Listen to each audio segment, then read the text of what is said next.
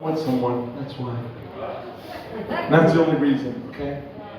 This moment I saw your Mexican shirt, I'm like, thanks for that. But I did fall in love. My love story has a happy ending. I fell in love with a woman from Wales. Hello, are you from Wales? My missus is also from Wales. She says I sound very Asian when I do my Wales accent. But she's so wrong. And I don't do jokes about Wales. This is a safe space for Welsh people. Because I know comedians, you're probably tired of that. So it's like, oh, Wales, it's not even funny that. You will never catch me doing that, because I respect Wales. I'm always sending money to save the whales, whatever I can do for you people. But I gotta be honest with you, my missus, she is rough. She is from Cardiff. And you know what? I'm from New York. New York is rough. I thought New York was really the roughest place until I went to Cardiff. Cardiff is rough. I spent 2 years in Cardiff looking for my mother-in-law's killer. But nobody wanted to do it.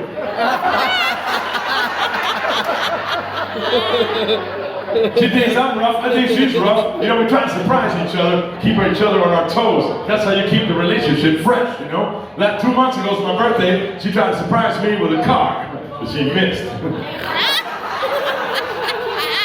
And we've had a son together. My son is half Welsh, half New York. He's more New York, because that's how I speak to my son. I'm all like, what's up, dog? What's up, G? What's up, homeboy? Who's your daddy? Who's your daddy?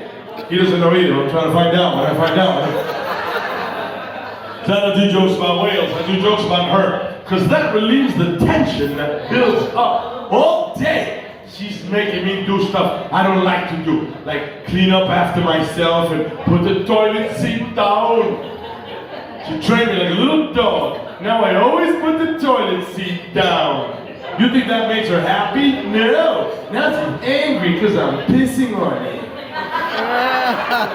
You can't win with her is what I'm telling you. You know the worst thing she made me do? We were having our baby. She wanted me to be inside the delivery room with her, holding her hand while she's giving birth, because that's the modern thing. You have experienced the miracle of birth with your partner. I like the old-fashioned way, huh, fellas? When a man is outside, pacing with a cigar and a brandy, and behind a door, you can't see in, you hear a smack, and this fit nurse comes out in a mini skirt, like, here's your baby boy. Well, that didn't happen to me. She was like, get in here now. And I was uncomfortable, because when babies are born, everybody thinks it, but nobody says it. Here it is, they're ugly, and you know it. I'm talking when babies first come out. They're all like wrinkled and purple and slimy and ugly. And for some reason, my baby was also fat. So he had to be sucked out with this Hoover hose thing, which gave my son a big bald comb head for the first 3 days of his life. Look, you see that guy right there? That's what my baby looks like. Look, that's my baby. That's my baby right there. And then I looked at it, I said, that's not my baby. I said, you have been with E.T. She looked like a little alien. Of course, I was only joking. She didn't like that joke. She said, how dare you joke at a time when I have endured the most painful experience, giving birth to a child. Nailed it. And you know what? I could see she was very upset that I was making jokes at that time. I reacted quickly. I said, honey, I'm sorry, but I think getting kicked in the nuts hurts more than having a baby. And ladies, I wouldn't have said it if I didn't have the evidence to back up that statement based on scientific research that I have conducted myself over the past several years. And here are my findings to be registered with the medical society. A woman will have a baby, and yes, she will be in a lot of pain. But 2 years later, she'll say, hey, I wouldn't mind having another baby. If you kick me in the nuts one time, 2 years later, I'm not going to say, hey, I wouldn't mind a good kick in the nuts right now.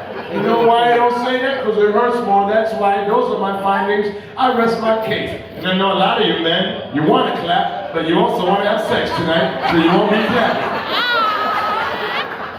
But I know you're with me in spirit. And anyway, our babies, our little kids, you know, that's just when they come out, they're ugly. But then they clean up nice, and they're beautiful, and they fill out, and they smell good. Look, there's a baby coming right there.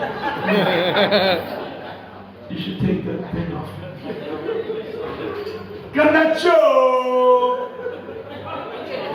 Look at that. Oh, she's drunk. I'll make another baby tonight.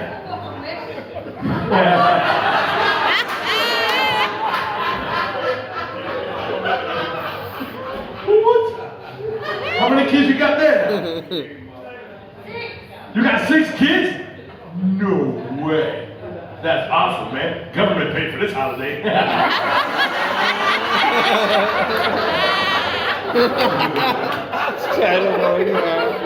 Brilliant. And nothing wrong with that. All right. It's the system. I've seen you many times trying to get my attention. He keeps walking in front, so I hope you notice my tight white pants this time. Tight white pants, tight white pants, got my tight white pants.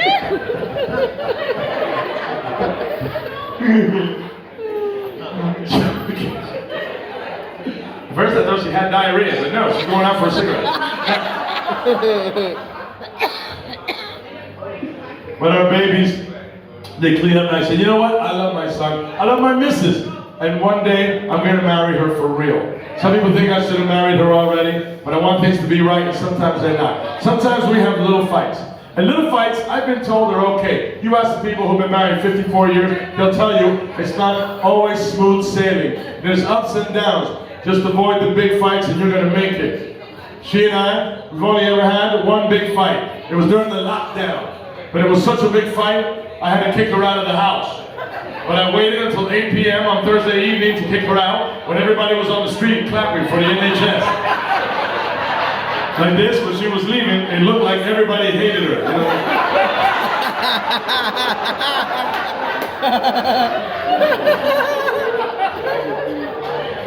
And you might think, well, what was the fight about, George? What could have been so bad? I caught her red-handed in the shower using my razor. That was a big fight. And you might think that's silly, but I've got the Gillette Fusion vibrating razor. And she wasn't shaving. She was cleaning the walls, kids, just cleaning the walls. We got kids in here now. Do you want some more kitty jokes? I got kitty jokes. I told you one time. What do you call the Spanish guy with a toe made of rubber? Roberto. How old are you, little boy? How old are you? 15? No way. Oh, you a big boy. You want dirty kitty jokes, don't you? What do you call a Spanish sheep with no legs? Grassy ass. What do you call a Spanish streaker? Senor Willie. Where are you from, little boy? Oh, from Ireland. Oh, you want some real dirty kitty jokes. Okay. What do you call a gay dinosaur? A megasaurus. He's laughing. He's laughing. That's daddy's fault. What do you call a lesbian dinosaur? A lick a lot of puss. Stop laughing, little boy. You don't get that. I'm available for children's parties. In case you want to book me, I'll come to the apartment and be there. First hour is free. And now, ladies and gentlemen, it's time for me to do the last number for you because all the karaoke people have come in now. It's time for karaoke. Homo. No? We keep going? Yeah. But remember, I say it's time for the last number. Everybody goes. Let me explain to you how this works. I say it's time for the last number. Everybody gets a big, heartfelt, simultaneous, immediate oh. Then I do the last number, and I make like I'm going home and start to walk off. Everybody's like, oh my goodness, but he's brilliant. More, bring him back for more. Then I'll come back. I'll be all like, I wasn't expecting that type of response. Then I'll say, I don't have any more. Then the young ladies stand up and go throw their brassiers on the stage. And I'll be like, I guess I can find one. Then I do another one, and then I leave. It's all programmed and paid for. You just gotta follow along, okay? And now it's time for the last number. And then. You know what? I think you have a drinking problem. Jesus Christ. Boxes of beers. Ladies and gentlemen, I'm going to finish with a beautiful song called Nessa Norma. I like to sing this song because it takes me back. When I was a little boy, my mother used to come into my room and tuck me in. She would play a little